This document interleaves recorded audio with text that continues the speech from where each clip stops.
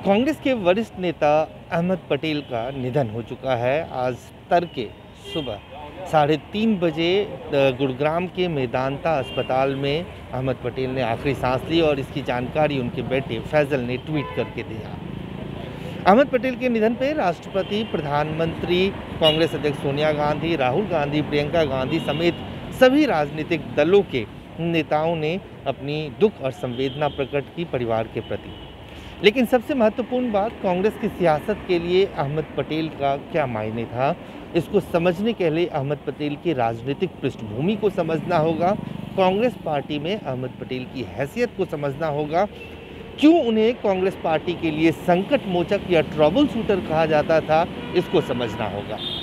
अहमद पटेल के सियासी जीवन की शुरुआत होती है गुजरात के भरूच से, जहां वो सबसे पहले नगर पालिका का चुनाव जीतते हैं, फिर ग्राम सभा में पहुंचते हैं, फिर प्रदेश अध्यक्ष बनते हैं गुजरात प्रदेश कांग्रेस के। और 1977 में जब आपातकाल लगता है और उस वक्त की तत्कालीन प्रधानमंत्री इंदिरा गांधी भी चुनाव हार जाती हैं, तब अहमद पटेल भरूच से पहली बार लोकसभा में चुनकर आते हैं। 3 बार लोकसभा के लिए चुने गए अहमद पटेल और 5 बार राज्यसभा के लिए चुने गए।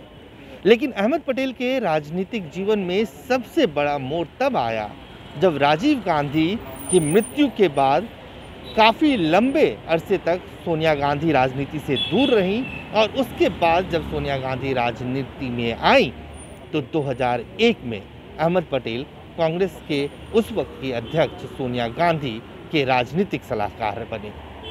19 साल तक अहमद पटेल कांग्रेस अध्यक्ष के यानी सोनिया गांधी के राजनीतिक सलाहकार के रूप में रहे, और इस दौरान 2004 से 2014 तक यूपीए की केंद्र में सरकार बनी। और इस सब के पीछे अहमद पटेल की रणनीति और उनकी मेहनत का बड़ा योगदान है। अहमद पटेल के इसी घर में जो 23 मदर क्रिसेंट रोड है, जहाँ पे सारी रणनीति बनती थी, अहमद पटेल उन नेताओं में से थे जो कभी कैमरे के सामने नहीं आते थे, कभी उन्हें ये नहीं लगता था कि उनकी जो राजनीतिक महत्वाकांक्षा है वो सामने आए। कभी उन्होंने कोई पद नहीं लिया, कभी मंत्री, मुख्यमंत्री नहीं रहे, यूपीए के 10 साल की सरकार में भी नहीं रहे।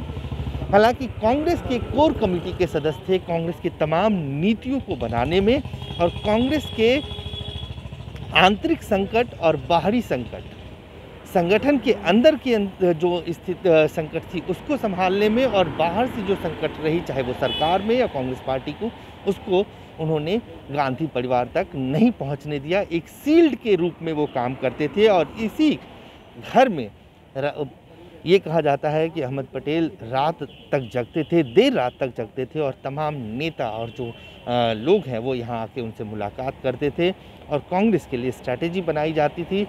अहमद पटेल के बारे में ये कहा जाता है कि कांग्रेस के संगठन के अंदर छोटा व्यक्ति और देश के बड़े से बड़े व्यक्ति से वो यहीं पे मुलाकात करते थे। उनकी खासियत ये थी कि वो ज़्यादातर लोगों को नाम से बुलाते थे। कांग्रेस पार्टी में वो भाईजान के नाम से जाने जाते थे, ज़्यादातर लोग उन्हें भाईजान के नाम से बुलाता था।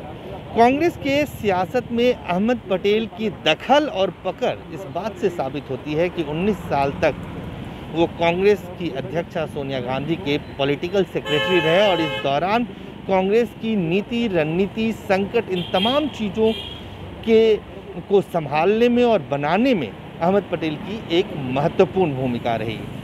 आज जब अहमद पटेल नहीं रहे हैं, 1 महीने पहले उन्हें कोविड हुआ था, कोरोना हुआ था, और उसके बाद से लगातार उनकी तबीयत बिगड़ती गई, और आज तड़के 3:30 बजे उन्होंने आखिरी सांस ली।